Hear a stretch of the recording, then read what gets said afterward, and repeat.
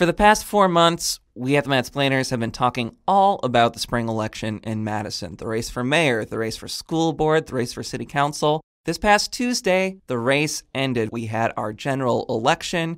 We're going to do a quick and dirty episode today to give you a recap of what exactly happened. I'm Erik Lawrenson. I'm the tech and culture reporter for the Cap Times. I'm Lisa Speckard-Pask. I am the Metro reporter. I'm Negassi Tesfamichael, and I'm the K-12 education reporter. And this is the Madsplainers.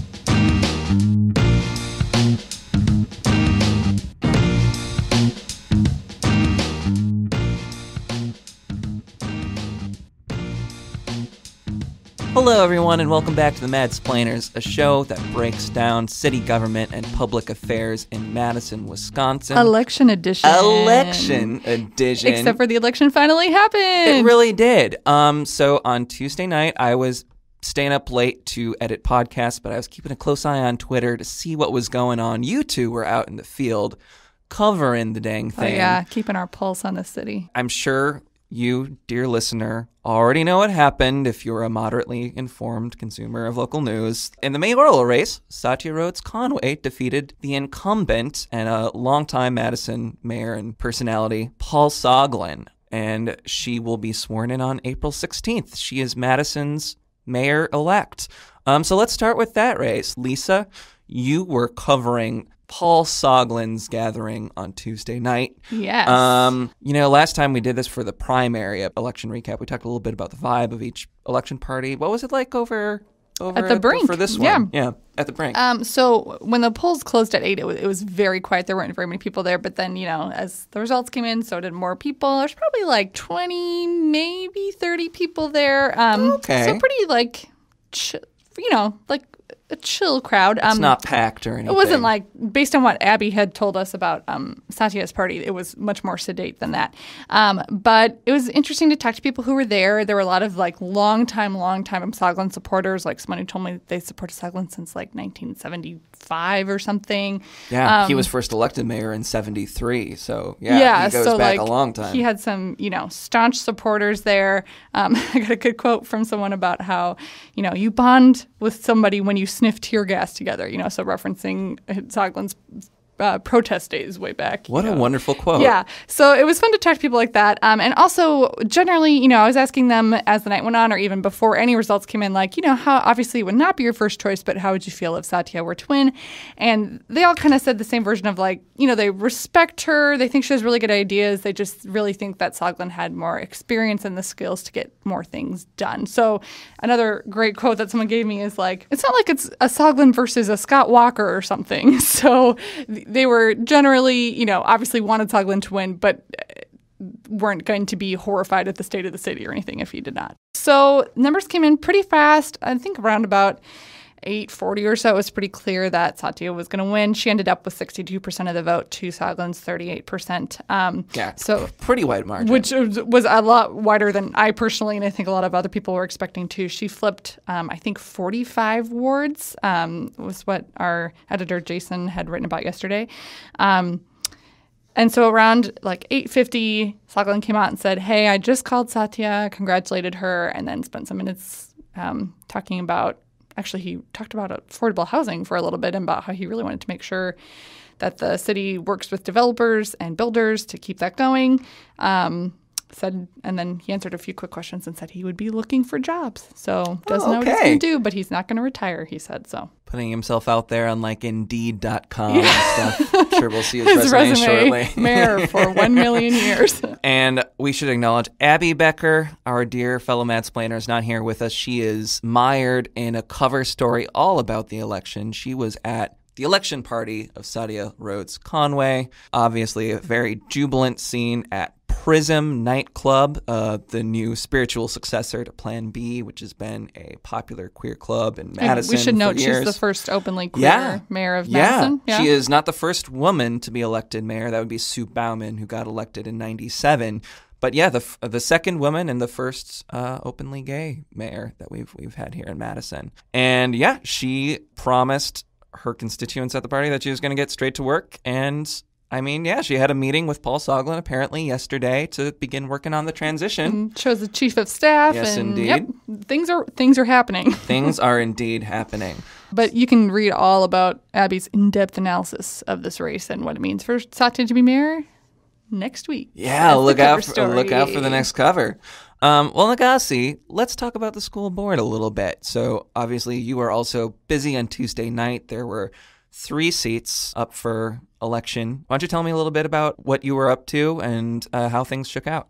Yeah, so I started off the night at Robina Courtyard up on East Washington Avenue at the election party for Ananda Murilli and Ali Muldrow, who ended up winning seats 4 and seats 5, respectively. The mood there was pretty jubilant even before the returns came in, especially, I think, for Ali Muldrow. There was definitely a sense that she was likely going to beat conservative David Blaska. It was an interesting culmination of their joint campaign, which is something that hadn't really been done before. Yeah, their faces and names appeared next to each other in a lot of their campaign materials. Yeah, they really were running a fascinating joint effort. Yeah, definitely. And, I think they were able to avoid any sort of awkward potential if one of them won and one of them lost. So that would have been an interesting an interesting dynamic at that, for sure. Yeah, but after that, I actually went over to the Great Dane on the east side for Chris Truzzi's election watch party. Chris Truzzi beat Kaleem Kerr by just about 4 points. It was the closest school board race for seat 3, and that was definitely probably going into it was probably like the biggest toss-up in terms of people not really knowing what was going to happen, and it, especially given that their primary matchup was also pretty close. Yeah, I mean, I think that there were a lot of pretty prominent figures in the community running in this race. Certainly David Blaska is well known as a conservative blogger who wrote for the Isthmus for quite some time. And also like Kaleem Kerr, definitely a huge name in terms of his leadership with a one city school, his K-12 charter school. And it was just really interesting, the number of really prominent Madisonians who were in the mix in this year's school board election. Definitely among the winners and the losers. Definitely, yeah. This year's election was probably the biggest school board election in terms of all seats being contested, and like you said, having pretty prominent figures like Kaleem Kerr or Ali Muldrow and being willing to put their hat in the ring.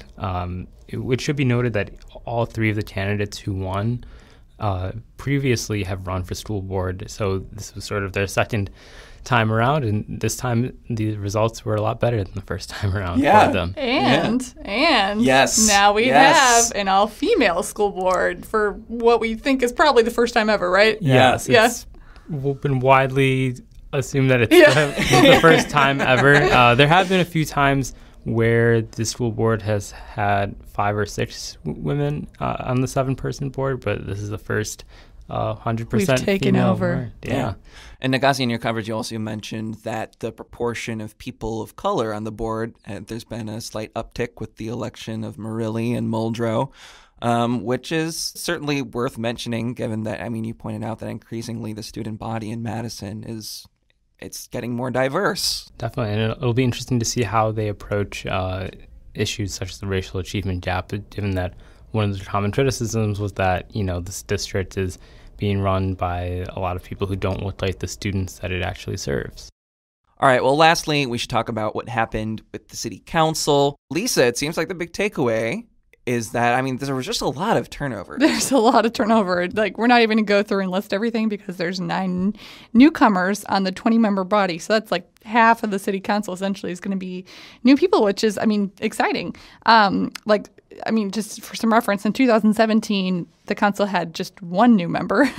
Although in 2007, there were 9 new members as well. So it's not like unprecedented, but Alder Mike Revere, who's one of the people who is not new and will continue to be an alder, said this is the first time in recent memory we'll have this much turnover in City Hall. So it's definitely exciting stuff. And with that too, there's also some challenges if you have to onboard a lot of people really quickly. Like Lisa Valdron, who works for the City Council's office, said, it's kind of hard to bring a group this large up to speed, but they're going to do their best, and there'll be like a day-long orientation for alders, helping get their paperwork filed and their website set up and all that. So soon these will probably be familiar names you'll see in news stories about all sorts of city issues. Yeah. It really feels like a changing of the guard. New faces on city council.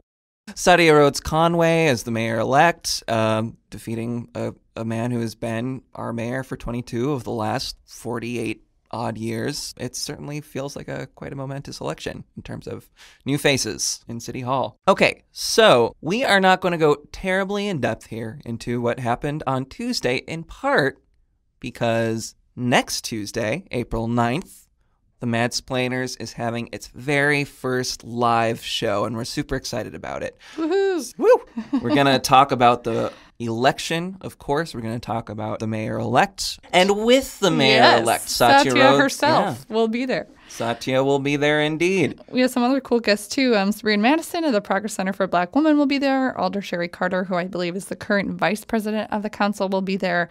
So some cool perspectives. We'll have some more analysis and I'll look forward. If you're interested in going, again, it's at the High Noon Saloon on Tuesday. It's sort of doors open at 6 p.m. Show starts at 7, kind of a deal. And tickets are $10. Although, if you go to captimes.com, you can maybe check out our membership packages. Because if you sign up to become a member, starting at $3 a month, you can go to that show for free. And then you get like no ads on our not no ads, an ad-light experience on our website. And also more free stuff. So much free stuff. Come to the show. Come to the show. Awesome. Well, thank you guys as always for joining me in the studio.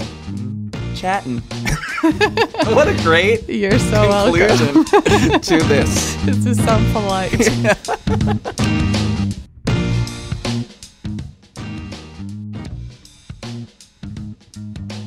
Thanks once again for tuning in to the Madsplainers. We really appreciate you listening. If you haven't already, be sure to subscribe to the podcast. We're on iTunes, we're on Stitcher, we're on Google Play Music, basically anywhere you can find podcasts. And we really appreciate it if you rate the podcast, give us a review. Also, the Cap Times has a bunch of other shows, Wedge Issues, featuring Jesse Apoyan, formerly state politics reporter, now opinion editor as of last week of the Capital Times. Also, Lindsay Christians does a show all about food and drink in Madison called The Corner Table. And starting next week, she also has something exciting going on. She is starting a new series called Making Our Restaurant, all about how restaurants come to be, from the menus to the logos to the architecture to the food itself. So it's a really cool project. I highly recommend checking it out. So thank you once again. Live show next week. Be there. But until then, I'll see you around.